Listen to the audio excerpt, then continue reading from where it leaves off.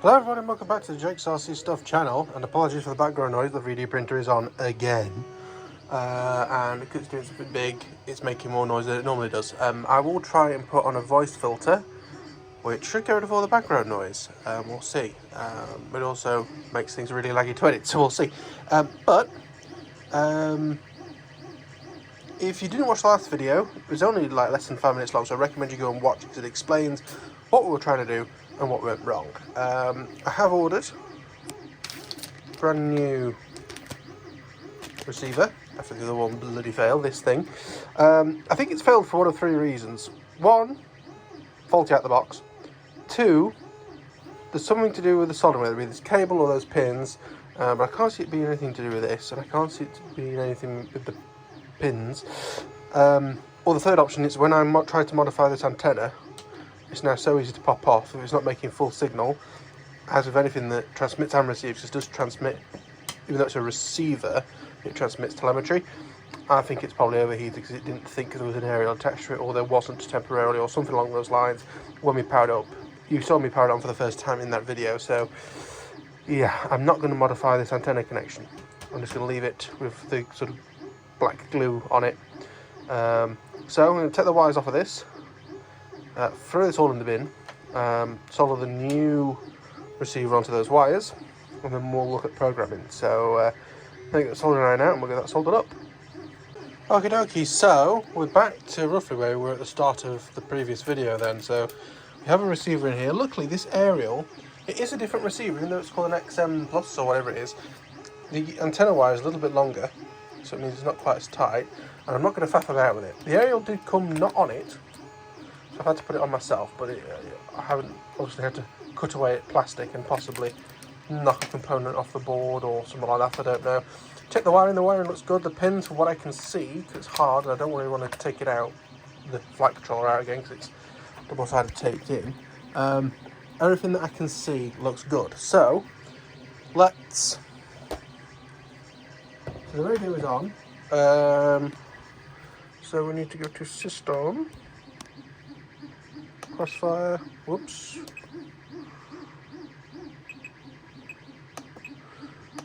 Hex light, binding, plug the plane in, hope nothing sets on fire.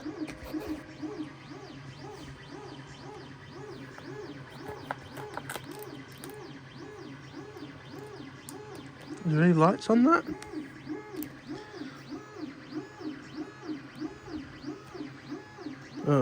Oh dear. Slightly concerned there's no lights on that. What? I don't get what's happening here.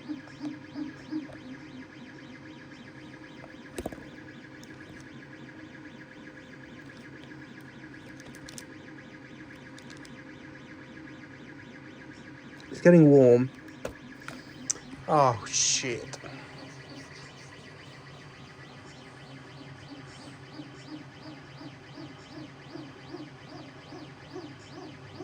I wonder if I can try...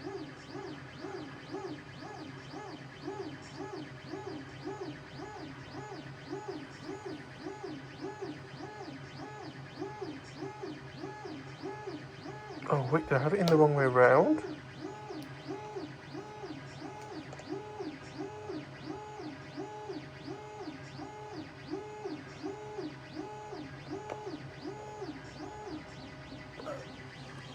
Okay, so grey is black on this for some reason. Okay, so let's do the confirmation, updating. We'll just see if that actually updates, because this is where it was getting too hot and falling over. So back in a sec once that's actually done. Okie dokie, so I managed to flash iNav again. I flashed it with release candidate 2 for iNav 6. And yeah, I guess for a nice model, a nice model, you probably don't want release candidates on there, but I've done that.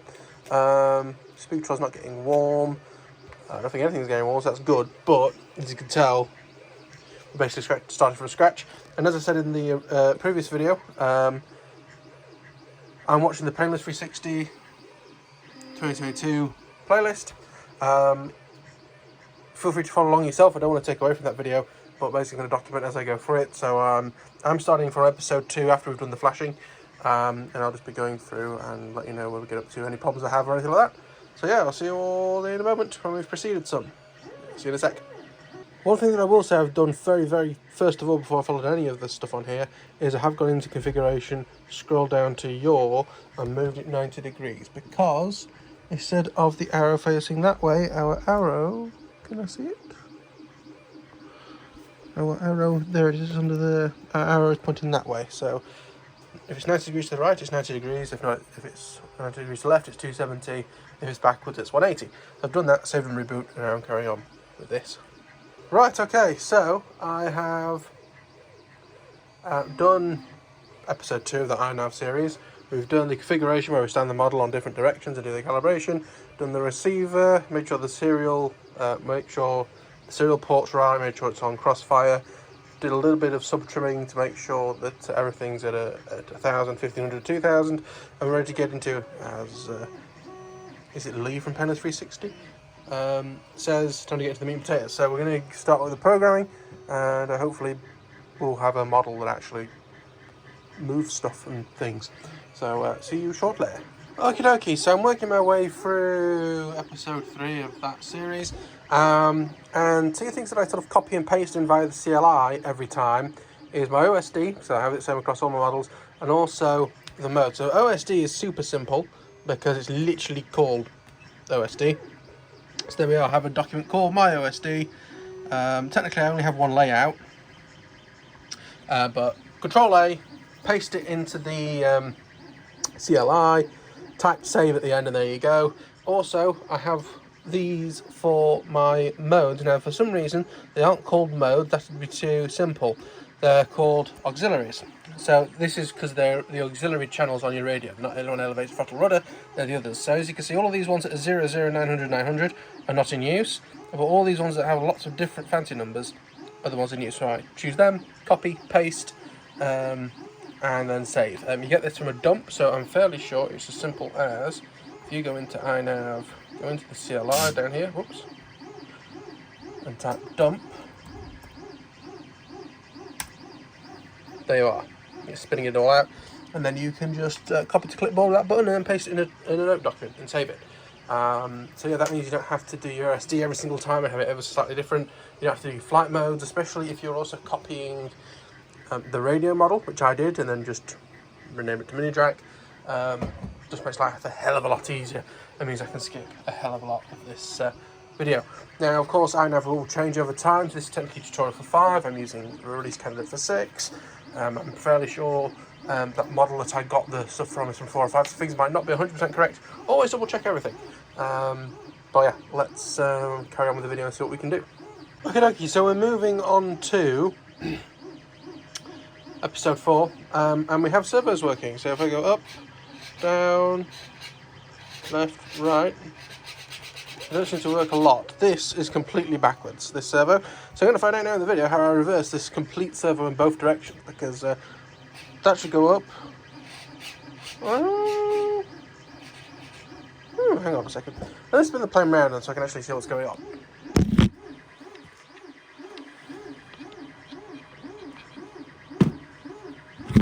Okay, so up, down. Okay, so for pitch, the right one is the wrong way around. For roll, the left one's the wrong way around. Okay.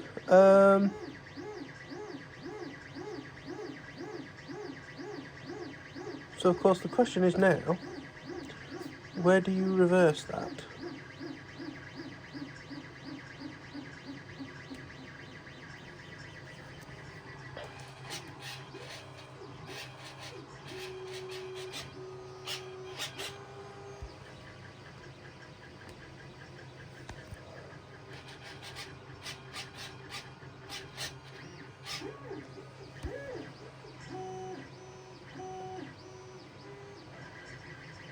I think it needs to be a mixer actually. So if I put up, apologies, so servo 4, make sure I have got that right.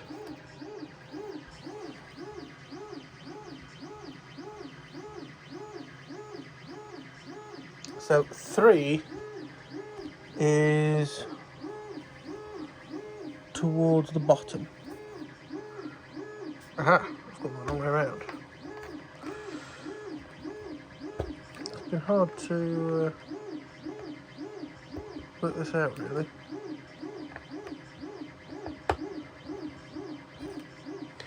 Right.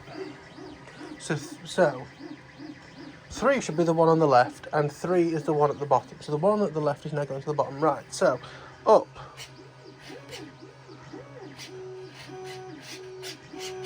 Right, so the one on the left is right. The one on the right is completely wrong, which is 4. So if I reverse 4 in the outputs tab, then in theory, so you see, Servo 4, reversed, save and reboot.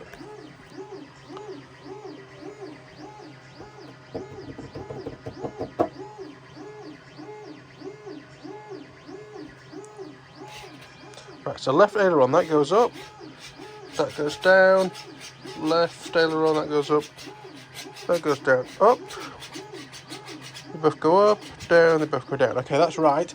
Don't think that's enough movement. We'll have to do the sort of alignment and the movement next, I imagine. So let's have a look at doing that. Oh dear, ladies and gentlemen, it looks like it's happening again, and it's my fault because I didn't test it before putting it in this model. The speed control doesn't work. Not a peep out of it. It's not getting warm at least, which is good, but not a peep. There is obviously power getting to the flight controller because otherwise the GPS doesn't work, and that's flashing away, and I can see that I have GPS on the map. I'm not going to show you that obviously because you'll know where I live, to the GPS coordinate. But these are just completely not working. I'm trying to do the sort of calibration, not a peep from it. I know it did get hot and sort of spin the motor a little bit when I was having issues with the receiver, and I wonder if somehow that's cooked it. Hopefully it's not cooked this motor because these Cobra motors are expensive. But yeah, that speed controller is kaput. So, slightly worried, that's more expense. And 70 is probably the minimum one to go. Most people are running 100s, but unfortunately, Hobby King not in the UK, and I don't want to pay for fast shipping. I'm a bit limited on what I can actually get speed controller wise. So, I'll have a look in my box and see if there's any available. Actually test them before putting them in the model, but it does mean that I am, in the end, going to have to remove this flight controller because I need to desolder this. This is making me think that maybe the next one will have connectors, so in case this happens again, it's not a problem.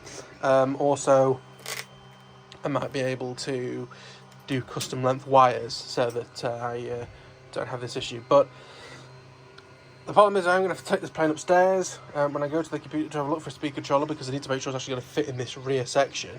If it wasn't for this shaft sticking out the back, I could have possibly installed a plate on here and have it out here in the airflow.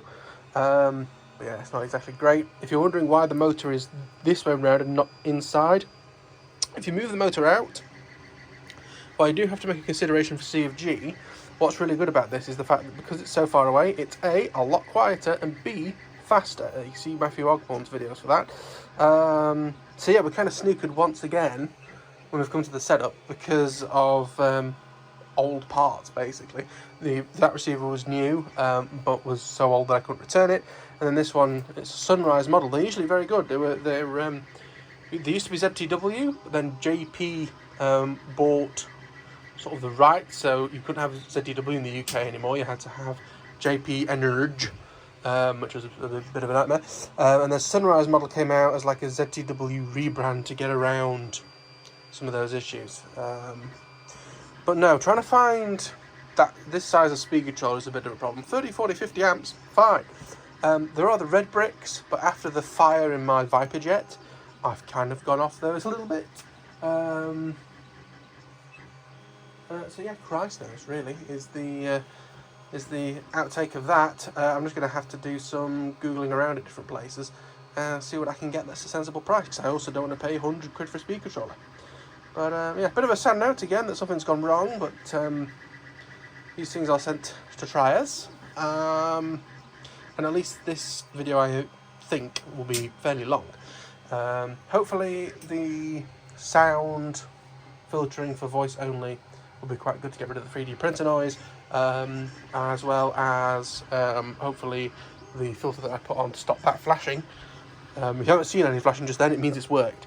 But I have to put that on at the very end because my poor MacBook Air cannot run with that on. It just, if you try and play it, it runs at about 2.5 frames a second and just gives up. And the renders take ages. But anyway, that's it. Thank you for watching. I'll see you all probably when I get a speaker controller. And see you then. Bye bye.